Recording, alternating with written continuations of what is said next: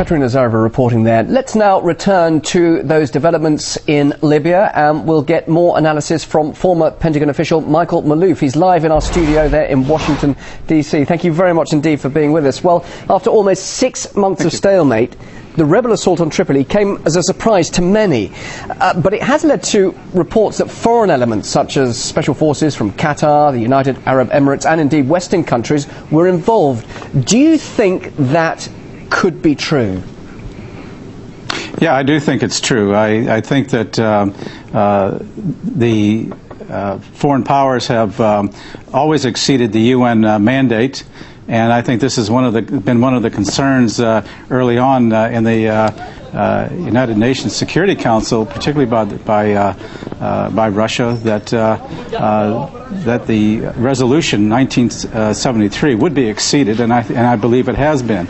Now you will hear that the Europeans and people who have been guiding this effort to oust Gaddafi are basically saying that it's not true, but they had to. The rebels had to have had some expert assistance in moving and in logistical support of some kind throughout all of this. So just to make it clear, would those people be providing assistance and support rather than be fighting themselves?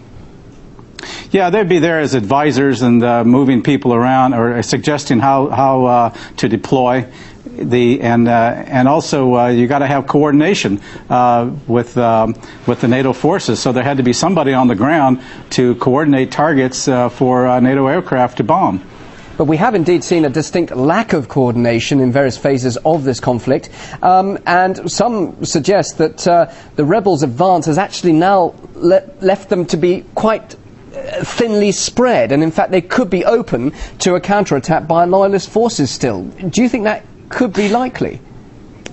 Well, I think it's very likely. The fact that Gaddafi has not given up, the fact, too, that you still have 2,000 tribes that have pledged support to Gaddafi. We haven't heard from them yet. And I think that it's conceivable that, and I don't know for sure, but it's conceivable that this could be a strategic retreat on his part to basically begin waging a guerrilla warfare.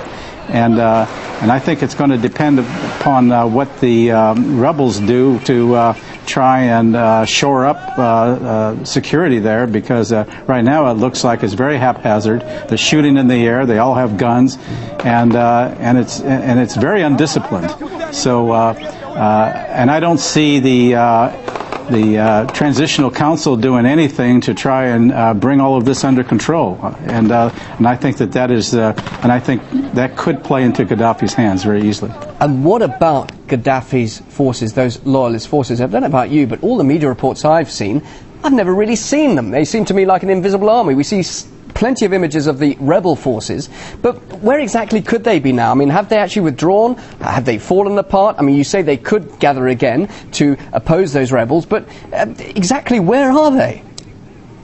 I think they've gone into a guerrilla warfare mode. That's the impression I'm getting. Plus, I think they've probably moved a lot of their heavier stuff out or have hidden them. You got mountains out there, believe it or not, and they may have moved them away from the city area in order to preserve what they might have. Where are all the Scuds?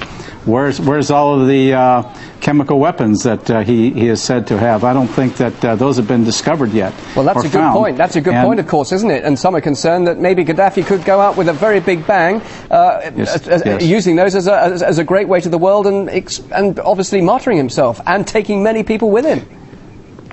Well, I think it could be a prolonged effort, because I think this stage might be that he's going to undertake guerrilla warfare if he's not captured.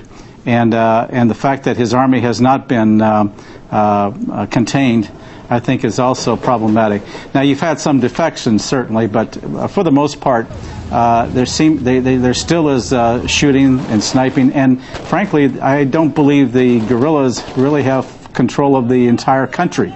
You've got other areas outside of the northern portion that where they could recede back to and actually plan a strategy to attack another day and actually continue tactical continue attacks into Tripoli or even into Benghazi, and even disrupt oil pipelines and what have you. They could be very, very disruptive. And I just don't see where there's any effort to bring together an alternative to counter that. And again, the unknown are these tribesmen, and the fact that they are still out there and they support him. I think we have not. I don't believe we've seen the end of this. Well, thanks so much for your considered thoughts on this. Really interesting to hear what you have to say. Michael Malouf, former Pentagon official, joining us live there in Washington, D.C. Thank you. Thank you.